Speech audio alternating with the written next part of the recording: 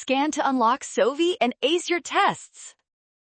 Alternating series error bounds are tricky. We need the smallest k to keep our error under 0.1667.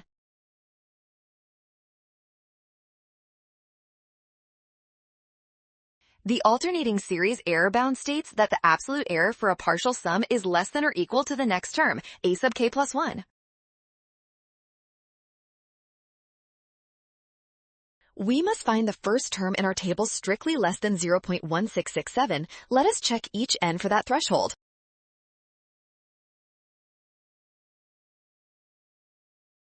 Table value of 5 is 0.1406. Since k plus 1 is 5, k is 4. Option C is correct.